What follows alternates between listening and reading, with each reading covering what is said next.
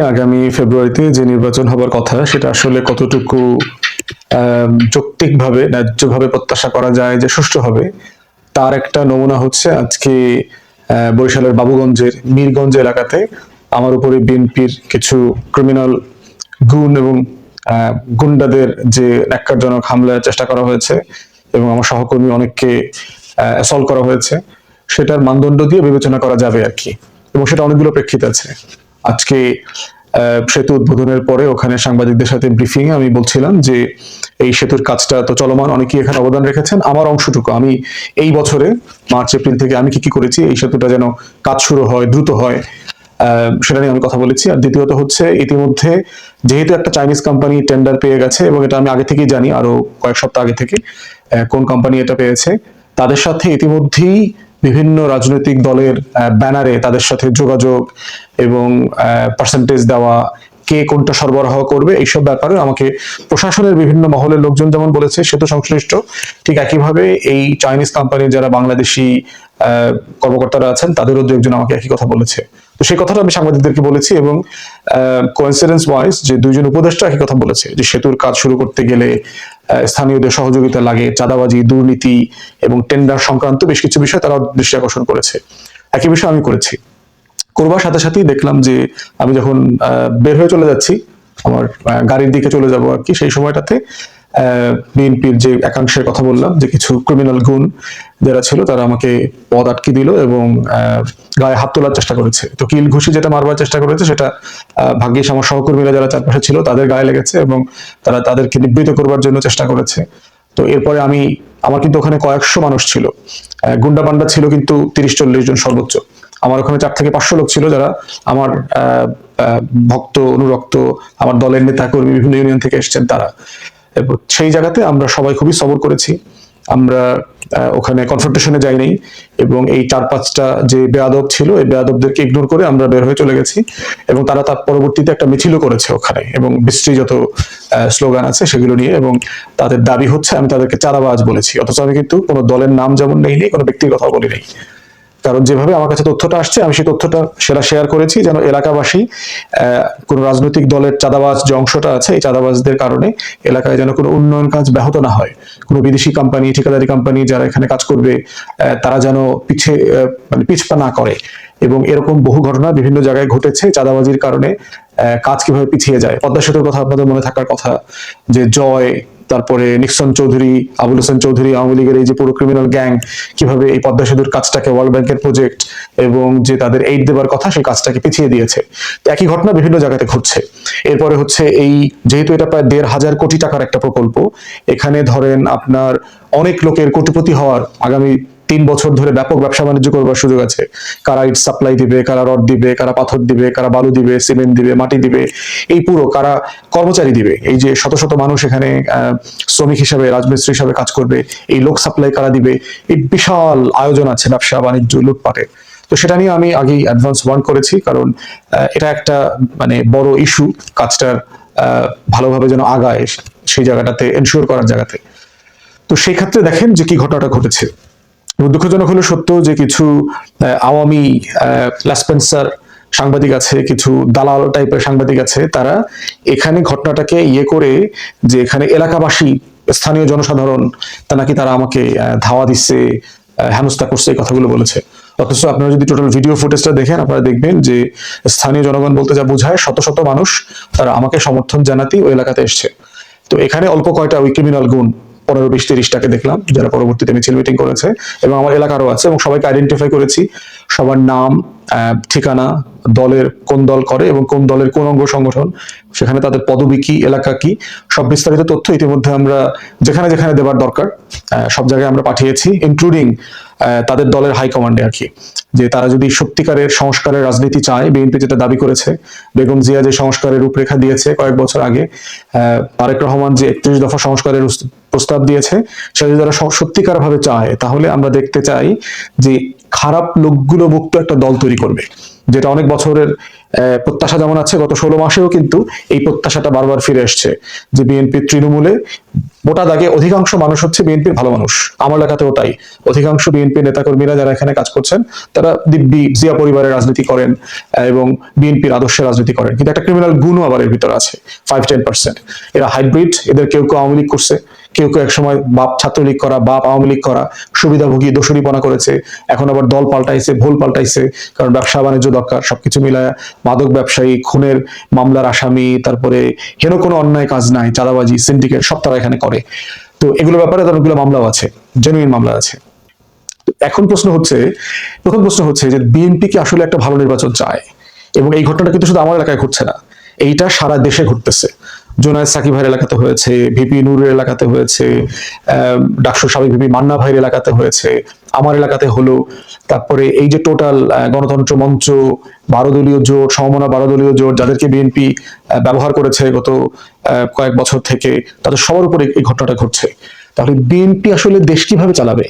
তার দলটাকে সে ন্যূনতম ডিসিপ্লিনের মধ্যে আনতে পারছে না, এবং না আনতে পারার ফল কি হবে? যদি কোনোভাবে বিএনপি ক্ষমতায় যায়, তাহলে 2001 থেকে 6 যেটা হয়েছে, অপারেশন ক্লিন হার্ট করতে হবে, র্যাবের মতো এলিট ফোর্স করে নিজের দলের নেতাকর্মীকে হাজারে হাজারে মারতে হবে, কারণ এই ধরনের গুন্ডা পান্ডা দিয়ে একটা সংস্কারের রাজনীতি বিএনপি করতে পারবে না। অতএব সেই জায়গাতে বিএনপি নেতৃবৃন্দকে আমরা আহ্বান করছি যে কারা কারা আপনার দলের এখানে এই ধরনের গুন্ডামির সাথে জড়িত, তাদেরকে আইডেন্টিফাই করেন। আপনারা ইতিমধ্যে দেখতে পাচ্ছি প্রচুর খারাপ লোকদেরকে, যাদেরকে বহিষ্কার করা হয়েছিল, তাদেরকে আপনারা ফিরায় নিয়ে আসছেন দলের ভিতরে, এবং তারাই এলাকাতে ত্রাসের রাজত্ব কায়েম করেছে। আমার প্রত্যেকটা মিটিং এ ডিস্টার্ব করতেছে, যারা যারা প্রোগ্রামে আসবে অথবা এসেছে তাদেরকে আগে পরে গিয়ে হুমকি দিচ্ছে, মোবাইলে হুমকি দিচ্ছে, রামদায় দিয়ে কোপাবে, এটার বলছে। আমার প্রায় 15 থেকে 20 জনের মতো নেতাকর্মীকে মারধর করেছে বিভিন্ন জায়গাতে।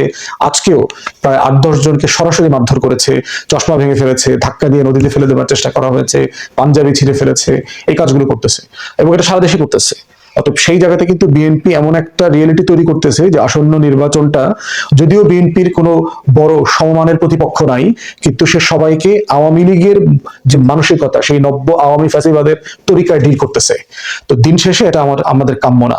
আমরা এই বিএনপির মুসলিম নেতাকর্মীদের জন্য গত বছরগুলোতে হাসিনার ফ্যাসিবাদের সময় আমরা কিন্তু প্রতিবাদ করেছি, যখন বিএনপির বড় বড় নেতারা আওয়ামী লীগের দালালি করেছে, আওয়ামী লীগের সাথে আঘাত করে আন্দোলন ব্যর্থ করেছে, তখন কিন্তু আমরা ঝুঁকি নিয়ে বিএনপির মুসলিম লোকদের জন্য কথা বলেছি, বিএনপির লক্ষ লক্ষ গ্রেফতার হওয়া তৃণমূল নেতাকর্মীদের জন্য কথা বলেছি, জিয়া পরিবারের সম্মান মর্যাদার জন্য কথা বলেছি, এখনো বলে যাচ্ছি।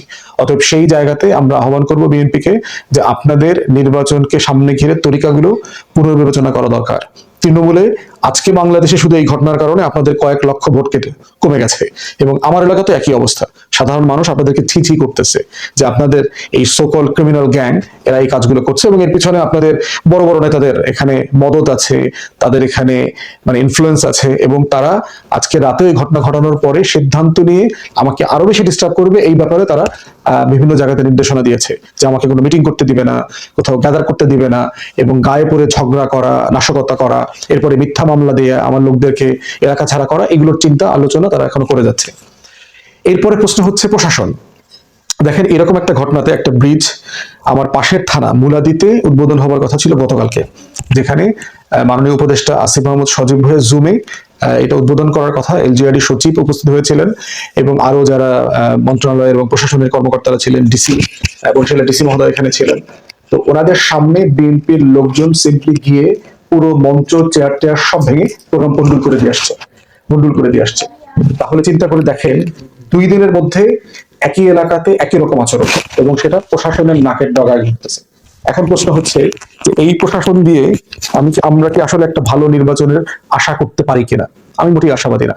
এবং এই ঘটনাগুলো যে ঘটবে, আমি গতকালকে বরিশালের প্রশাসনের সকল লেভেলের কর্মকর্তাকে জানিয়েছি, যেহেতু আগের দিন মুলাদিতে এই ঘটনাটা ঘটেছে, আজকেও এখানে বিএনপির এক অংশ যারা এই গন্ডগোল পছন্দ করে, ক্রিমিনাল এবং গুন্ডামি মাস্তানি পছন্দ করে, এই অংশটা এটা করবে, এবং তাদের প্রত্যেককে জানাইছি। এবং স্যাডলি তারা এটা নিয়ে কোনো প্রিএম্পটিভ অ্যাকশনে যায় নাই বলে আজকের এই ঘটনাটা ঘটেছে। আমরা ধরেন আজকে সবর করেছি, আমার কয়েকশো নেতাকর্মী উপস্থিত থাকার পরেও কতদিন সবর করা যাবে? প্রশাসন যে দায়িত্ব নেয়, পুলিশ দেখলাম, পুলিশ তো নির্লজ্জভাবে বিএনপির দালালি করেছে। তারা ন্যূনতম কোনোভাবে এই সিচুয়েশনটাকে নিয়ন্ত্রণ করবার চেষ্টা করে নাই, শুরু থেকে দেখেছি। অতএব সেই জায়গাতে আমরা এই প্রশাসন দিয়ে নির্বাচন, ভালো নির্বাচন উঠাবে এই টিএনও, এই ডিসি, এসপি, এই প্রশাসনিক কর্মকর্তাদের উপরে আমরা সিম্পলি কোনো ভরসা পাচ্ছি না, ওসি। তো আমরা এই কারণে নির্বাচন কমিশনকে বলছি যে আপনাদের মাঠ পর্যায়ের প্রস্তুতি আসলে শূন্য না, এটা শূন্যের নিচে, আসলে ঋণাত্মক। অতএব সেই জায়গাতে আপনারা কিভাবে ভালো নির্বাচন করবেন তার ন্যূনতম কোনো আস্থার জায়গা আমি দেখতে পাচ্ছি না, সারা দেশে আমাদের যারা সহকর্মী আছে তারাও দেখতে পাচ্ছে না। অতএব এই জায়গাটা অর্জন করবার দায়িত্ব শতভাগ আপনাদের। এবং আইন শৃঙ্খলার যে অবনতি ঘটতেছে এবং আরো ম্যাসিভলি অবনতি ঘটবে, তার পুরো দায় এই অন্তর্বর্তীকালীন সরকার, স্থানীয় প্রশাসন, আইন শৃঙ্খলা বাহিনী, নির্বাচন কমিশন, সবাইকে নিতে হবে। বাংলাদেশের ইতিহাসের সবচেয়ে বাজে নির্বাচন হবে আগামী ফেব্রুয়ারিতে যদি এই সিচুয়েশনকে আপনারা নিয়ন্ত্রণ না করেন। কারণ এলাকায়, গ্রামে, মহল্লায় সিম্পলি ক্ষমতার কোনো ভারসাম্য নাই। এটা একদম পুরো কেওয়াসের নগরী, অরাজকতার গ্রামে পরিণত হয়েছে। হেন কোনো অন্যায় কাজ নাই যা এখন গ্রামে গঞ্জে হচ্ছে না। তো সেই জায়গাতে আমরা বোধ করছি যে পুরো সরকার যারা মনে করছে ঈদের আনন্দ ঘন পরিবেশে তারা নির্বাচন করবে, এই অলীক স্বপ্ন থেকে বের হয়ে এসে রিয়েল ওয়ার্ল্ডে আসা দরকার, যে আসলে সত্যিকারের পৃথিবীটা কোথায়। এই বাংলাদেশটা কিন্তু নাই।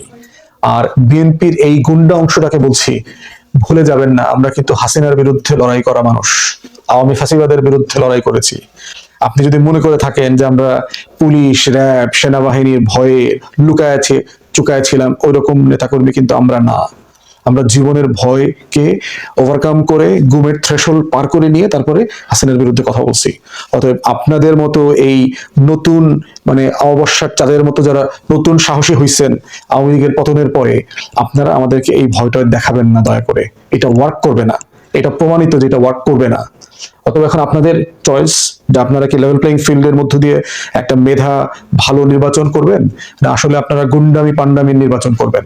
এর পুরো দায় কিন্তু দিন শেষে আপনাদেরকে বড় দল হিসাবে নিতে হবে। আর রাজনৈতিক জোট, ভোটের সমঝোতা, এই মেরুকরণও কিন্তু ঘটছে। আপনারা বোধ করবেন না যে সারা বাংলাদেশে এবং আমাদের এলাকাতে ক্ষমতার ভারসাম্যহীনতা থাকবে, ক্ষমতার ভারসাম্য কিন্তু বদলে যাবে। অতএব সেই জায়গাটাও আপনারা মাথায় রাখেন যেন আপনাদেরও আওয়ামী লীগের মতো এলাকা ছাড়া হইতে না হয়। দিল্লি আপনারা যাইতে পারবেন না, কারণ আপনারা আওয়ামী লীগ না। অতএব কোন জায়গায় যাবেন সেটা এখন থেকে ভেবে নেন দয়া করে, যেন আমরা এই কাজগুলো করতে বাধ্য না হই। তো সেই জায়গাতে আইন শৃঙ্খলা বাহিনীকে বলছি, প্রশাসনকে বলছি, নির্বাচন কমিশনকে বলছি যে এইটা আপনাদের একটা গিনিপিগ টেস্টের মতো, যে আসলে আপনারা ডিসাইসিভলি কি করেন। এবং ঘটনা ঘটার পর আমরা প্রশাসনকে জানিয়েছি, এখন পর্যন্ত তারা কোনো অ্যাকশনে যায় নাই। না যাওয়ার কারণে যেটা হয়েছে, এই যে দুষ্টের লালন হচ্ছে প্রশাসনের মাধ্যমে। এবং দেখলাম এই গুন্ডা পান্ডারা যারা এই দুষ্টামিটা করলো আজকে দুপুরবেলা, তারা গিয়ে আজকে এলাকায় আমার থানাতে যে নতুন টিএনও আসছে, সেই টিএনও আপার সাথে গিয়ে সবাই ছবি তুলে আসছে। তাহলে প্রশাসন কি মেসেজ দিচ্ছে আসলে? আমার থানার যে ওসি ছিল এই আজকের দিনের ঘটনায়, সে যে রোল প্লে করেছে তাকে তো ক্লোজ করে ফেলার কথা। তো এই বিষয়গুলো আমি প্রশাসনকে সিরিয়াসলি দৃষ্টি আকর্ষণ করছি, তা না হলে কিন্তু আপনাদের দায়